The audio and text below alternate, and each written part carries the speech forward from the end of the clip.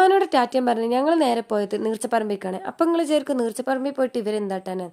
ഞങ്ങളുടെ മെയിൻ ലക്ഷ്യം ആനനെ കാണുക, വായി നോക്കുക, ഫുഡ് അടിക്കുക. ഈ 3 ലക്ഷ്യത്തോടെയാണ് നമ്മൾ നേരെ നേർച്ചപ്പറമ്പിൽ പോയത്. അങ്ങനെ പോയപ്പോഴാണ് ഇതേ അവിടെ പടക്കം പൊട്ടിക്കുന്നുണ്ട്. അപ്പം പിന്നെ നമ്മളൊന്നും നോക്കില്ല, കുറച്ച് നേരം നോക്കിയിരുന്നു. സംഭവം നല്ല രസമായിരുന്നേ. അത് കഴിഞ്ഞതിന് ശേഷം നമ്മൾ ഷോപ്പിങ്ങിന് ഇറങ്ങാമെന്ന് വിചാരിച്ചു. പിന്നെ നമ്മൾ നേരെ പോയത് ചട്ടിയൊക്കെ വാങ്ങിക്കുന്ന സെക്ഷൻക്കാണ്. അപ്പം നിങ്ങൾ വിചാരിക്കും ഈ കുട്ടിയുടെ പെരക്കുള്ള എല്ലാ ചട്ടികളും മേടിക്കുന്നത്. അല്ല ഗൈസ്, ഇത് വെറും പട്ടിഷോ. വെറുതെ പോയിട്ട് വീഡിയോ എടുക്കാൻ പറ്റില്ലല്ലോ. അപ്പം പിന്നെ അത് ഇതൊക്കെ എടുത്ത് വെറുതെ നോക്കുക.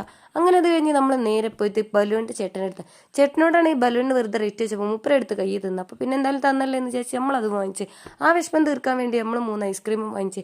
ഐസ്ക്രീം തന്നു കഴിഞ്ഞിട്ട് നമ്മൾ നേരെ പോയത് ടോയ്സിൻ്റെ സെക്ഷനിലാണ്. ടോയ്സ് എടുക്കാൻ പോയപ്പോൾ അവിടെയാണ് ഒടുക്കത്തെ റേറ്റ്. അപ്പോൾ പിന്നെ ഒന്നും നോക്കില്ല, അതവിടെ വെച്ചിട്ട് ഒരു വരുന്നുണ്ട് കാരണം അപ്പോൾ അത് കാണാൻ വേണ്ടി പോയി.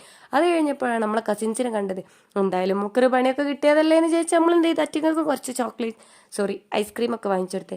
അത് കഴിഞ്ഞ് എൻ്റെ ശേഷം തിരിച്ചു പോകുമ്പോഴാണ് ഓർമ്മ വന്നത് ഈ കുരിപ്പിനെ ഇന്ന് പഞ്ഞിക്കിട്ടിട്ടില്ല.